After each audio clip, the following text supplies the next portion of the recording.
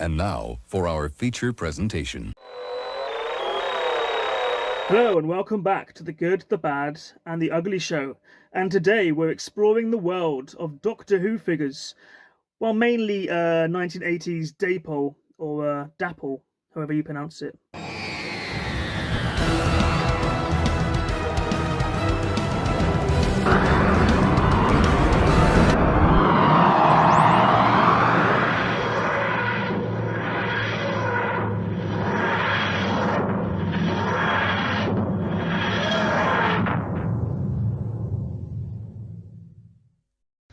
Okay, so we're just going to go through some of the figures that I have here. So where to begin? So this is K9. You obviously recognise K9. I can only hope that's focusing okay on the camera.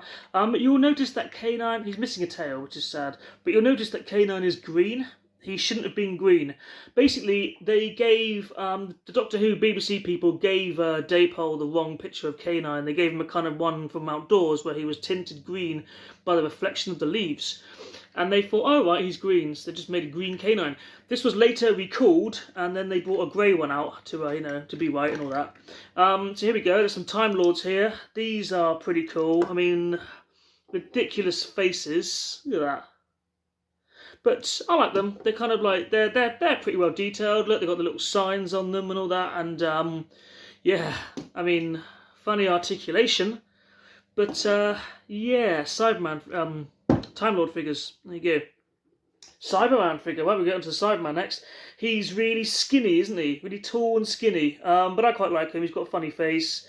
He looks a bit weird. He's kind of got a bit cracked over the years, but that's fine. That happens to plastic. We've got the Master. The Master's good. He's a really good idea of a figure because he's the ultimate baddie. This is the original Master from the John Pertwee era. This I think was later. Like some of these were more kind of early 2000 and 90s than 80s. They started in I think they started in 1987, around the same time as Doctor Who. I could be wrong. I will look that up in a minute.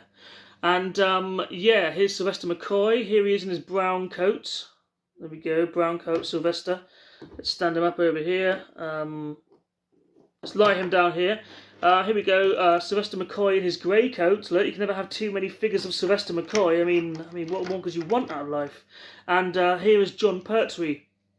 Apparently, here is John Pertwee. Yeah, I'm not sure. I'm not convinced. It could be anyone, couldn't it, really? Could be that guy who used to present Catchphrase, or, you know, a member of Dad's Army. It kind of looks like John Pertwee. He's got the coat and the white clothes, the hair, kind of almost, but I'm not sure about that face. I don't think he'd be happy with that. And Tom Baker. This is like the worst possible Tom Baker figure you could imagine. Because, for a start, wears his scarf and his hat. At least put the scarf and hat on there, like give him his like actual, you know, identity. That face is terrifying. The face of a madman. Yeah, the hair's not quite right. Nothing really screams Tom Baker about this figure. And also you'll notice that Tom Baker is quite a tall chap. Sylvester McCoy, quite a sly fella. I'm not sure they worked the height out properly. I'm pretty sure Tom Baker's taller than Sylvester McCoy. But I don't know. And I'm also pretty sure that John Pertwee wasn't a giant. But there we go. Apparently, no, he was. I'm not going to argue with this stuff. Here's an Ice Warrior. I've had this toy since I was actually a child, like a real child, not a 36-year-old child, you know, like a 5-year-old child. And this Sylvester McCoy as well. You notice the legs go funny over the years. Yeah, these have actually survived my entire life, and I'm not sure how, because they're not exactly the least flimsy figures I've ever seen. God knows. Here's Davros.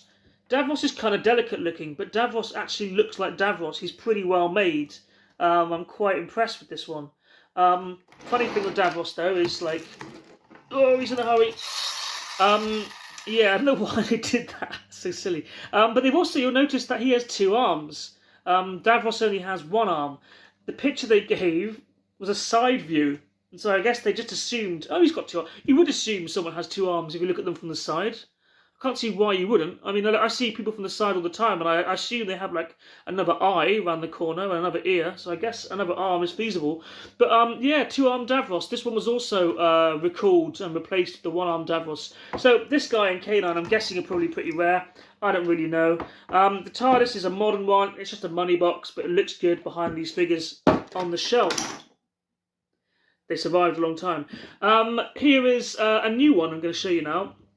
This is Colin Baker. This isn't made by DAPOL or DAPOL. Now, I don't know. There's clues that like this isn't made by the same company.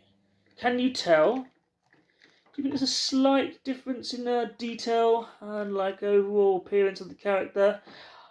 I would say this is pretty well made, really. This is the quality of Doctor Who figures that you get now, because they're for like adult childs. They're for like collectors, if you like. So they try and make them look good, and all that. I mean, DAPOL, they're a good company, but they make model railways, they make trains and that kind of stuff. Tiny little people to go on platforms. They don't really make action figures, so I don't know why the BBC would give them a contract to make Doctor Who toys, especially as the series was ending. It just seems like a really weird business plan, but I guess these things were always supposed to be collectibles rather than toys. I don't know, it's confusing. It's very confusing. I mean, don't get me wrong, I like them, but I just think it's weird is all. Here is something that my auntie made. Now, I had to share this one with you because this is a pink crocheted Dalek. So here we go. I mean, have you ever seen such wonderment? These things should be in every shop, right? What a thing. So I thought I'd have to, share this. Okay, so here are some kind of like Lego Men type Doctor Who toys here. This is obviously William Hartnell, Patrick Troughton, Sylvester McCoy, Christopher Eccleston and Matt Smith. They do them all, but these are the only ones that I've got. I bought most of these from the Doctor Who experience thing in Wales, the one. It's moved now, but it was good. But yeah, they come in little kind of like a little mystery bags. So you get a little bag and you don't know what you're going to get in there. So you're going to end up with the same one about 5 times probably. But yeah, they're kind of cool. I mean, I think Lego now have the contract, so I think they're making their own. But these are like kind of nice little Lego knockoff things. They'll probably be worth something one day. Not as much as like that, but yeah, I'm sure there'll be collectible things. Here's a couple of other things up here. Here's a Tom Baker that comes from a kind of like a model set, and here's an Ood, I believe they're called, and there's a little Dalek there. They also came in like kind of mystery bag type things, the Ood and the Dalek. We also have a Cyberman here. He's quite a cool one as well. That's kind of Lego-ish. And here's a toy of a Cyberman from the recent Doctor Who stuff. I think this one came from The Nightmare in Silver, which my wife was actually in that episode. She played the character Psycho. She got killed by one of these guys. Maybe this guy right here. And it's nice pictures. Yeah, here's a big Cyberman. My daughter stuck a sticker on him, which says Player One, which is nice. But yeah, he's got his brain showing. He's kind of a big Action Man-y type thing. It's Modulok's head. But yeah, another good one. Here is a tiny Cyberman thing that says stuff. Resistance is futile. Yes. You will be taken for upgrading. Can't argue with that. And here's a weird mask we found at a jumble sale once. So there we go. That's my personal collection of Doctor Who toys anyway. Look at them all scattered there. So here is what the TARDIS fan page Wikipedia says about DAPOL. DAPOL are a model railway maker that secured the licence from the BBC to produce and market a range of Doctor Who toys. The licence ran from 1988 until 2001, until the BBC declined to renew it in 2002. Its range included action figures of Doctor Who, companions and enemies, as well as various TARDIS models. The company often released obviously flawed figures, such as 5-sided TARDIS consoles instead of the normal 6, a green K9, a 4th Doctor Who with no hat and scarf, and an undersized 2nd Doctor with no articulation. So there we go. That's pretty much what I thought about DAPOL, or DAPOL. So yeah, there's a little history for you there. But yeah, they make pretty good trains. Also, as weird as this John Pertwee figure is, have a look at this seafood TARDIS that used to hold jelly beans. Enough said.